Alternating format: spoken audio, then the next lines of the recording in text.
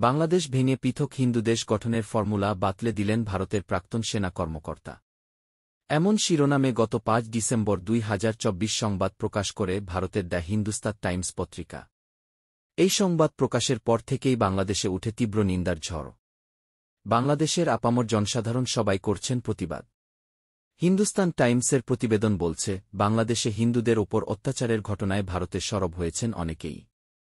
এই আবহে এবার বাংলাদেশ ভেঙে বাঙালি হিন্দুদের জন্যে এক পৃথক হিন্দু দেশ তৈরির ফর্মুলা দিয়ে সোশ্যাল মিডিয়ায় পোস্ট করলেন প্রাক্তন সেনা কর্তা জেনারেল জিডি বক্সি। জিডি বক্সে এই পোস্টে একটি ছবি আপলোড করেছেন। তাতে দেখা যাচ্ছে বাংলাদেশের মানচিত্রের উত্তর দিক দিয়ে একটি কালো রেখা আঁকা। বাংলাদেশের উত্তর অংশকে সেখানে একটি পৃথক দেশ হিসেবে দেখানো হচ্ছে। তার নাম হিন্দু দেশ। মূলত রংপুর, দিনাজপুর এলাকা নিয়ে সেই পৃথক দেশ গঠনের ফর্মুলা দিয়েছেন অবসরপ্রাপ্ত এই মেজর জেনারেল। জিডি বক্সি নিজের সোশ্যাল মিডিয়া পোস্টে লেখেন, মোহাম্মদ ইউনূসের নেতৃত্বে বাংলাদেশ উগ্র জিহাদিবাদে পরিণত হয়েছে। তারা গণহত্যার মাধ্যমে বাংলাদেশি হিন্দু সংখ্যালঘুদের তাড়িয়ে দিতে চায়। তারা মনে হয় লড়াইয়ের জন্য মুখিয়ে আছে। ১৯৭১ সালে ৩,৮০০ জনেরও বেশি ভারতীয় সৈন্য, নাবিক এবং বায়ুসেনার যোদ্ধারা এই দেশকে ঘাতক পাকবাহিনীর হাত থেকে মুক্ত করতে তাদের জীবন দিয়েছিলেন।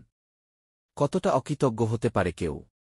যদি তারা হিন্দু সংখ্যালঘুদের উপর অত্যাচার অব্যাহত রাখে তবে এটি একটি সম্ভাব্য সমাধান। এরপরই বাংলাদেশ ভাগের সেই ছবিটি আপলোড করা হয়েছে।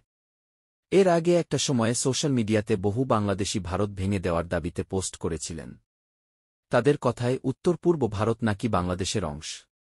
আবার বাংলাদেশের নাম করা প্রফেসর অসমের বিচ্ছিন্নতাবাদীদের সাহায্য করার জন্য দাবি জানিয়েছিলেন। এবার ভারতের অবসরপ্রাপ্ত এক সেনা কর্তার বক্তব্য, দেশ তৈরি করতে পারলে দেশ ভাঙতেও পারি। পরবর্তী আপডেট পেতে চ্যানেল সাবস্ক্রাইব করে বেল আইকনটি চালু করে রাখুন।